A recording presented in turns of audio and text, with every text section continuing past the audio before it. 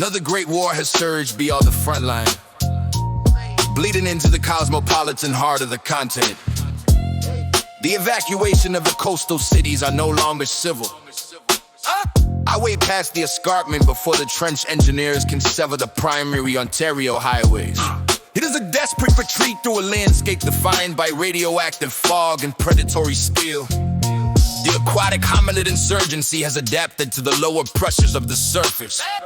Their subtype mix, wading through the flooded boulevards of the metropolis like silent obsidian killer whales. Thorn oversees the exodus from the ruins of the central transit hub.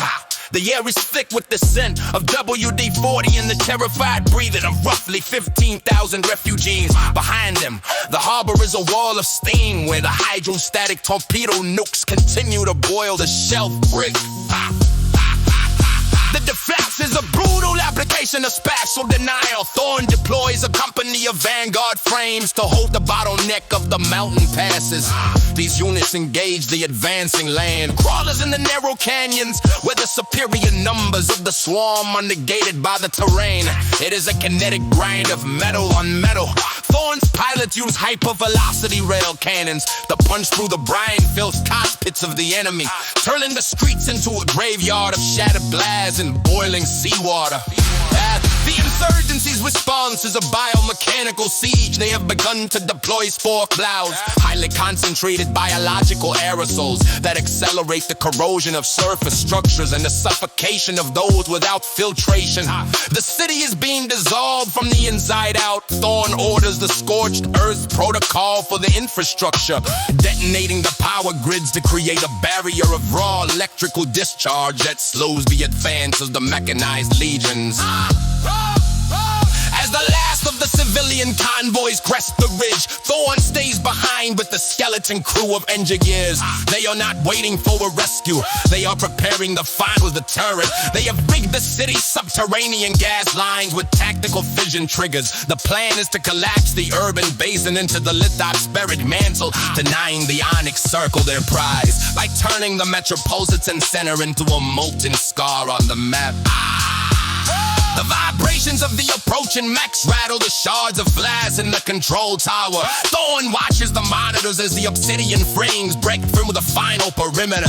He does not feel the weight of the sacrifice, only the cold mathematical necessity of the maneuver. He ignites a cigar, the flame reflecting in the visor of his combat suit, and reaches for the activation sequence. The great war of the shelf has consumed the coast, with here in the dust of the interior, the resistance is hardening into a permanent radioactive defiance. Thorn is the architect of the void, ensuring that if the surface is to fall, it will leave nothing behind but the heat and the silence of the waste.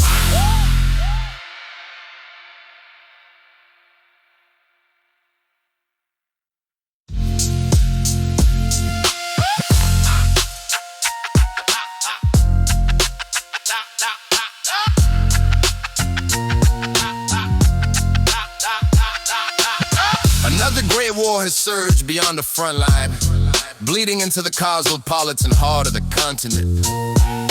Another great war has surged beyond the front line. Another great war. Yeah. Another great war has surged beyond the front line, bleeding into the cosmopolitan heart of the continent.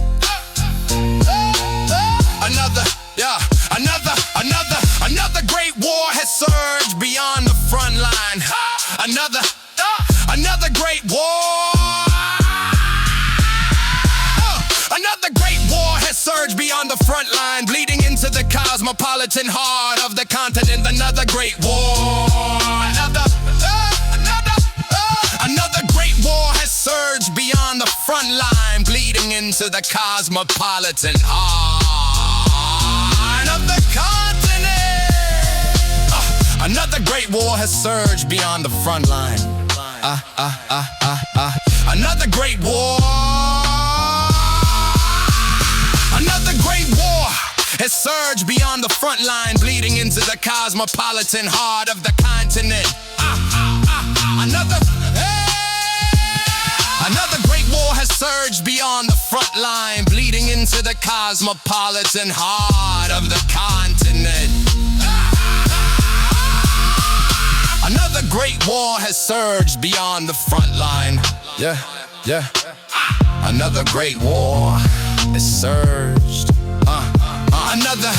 Another great war has surged beyond the front line, bleeding into the cosmopolitan heart of the continent.